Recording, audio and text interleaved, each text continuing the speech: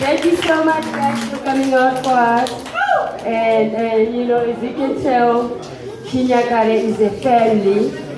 As a family, we play this music, we dance to it, to the energy and the spirit of family and community. So, I mean, the dance these guys just did, it's a hunter's dance. The dance we just did with the basket and the seed is praying for rain, blessing the seed before you plant. It takes time,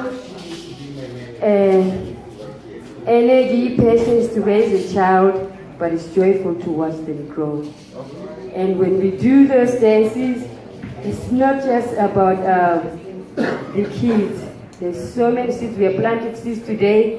Kumusha Foundation, Chinyakare Cultural Center in Zimbabwe.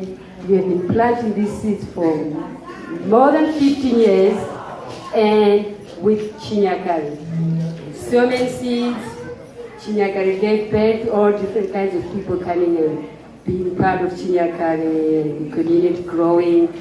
You know, the schools I teach, all the students who are here, the organizations I work for, some of the people are here, the new organizations we met, some of those people came here today. So that's what it is about home,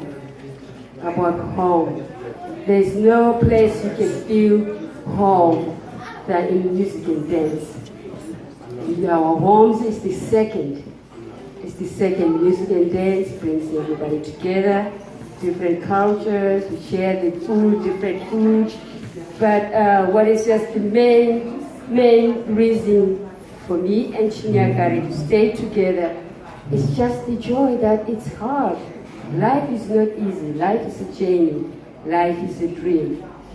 But with the music, with me and Chinyakare, you know, we came together as a family. Sing, Mama.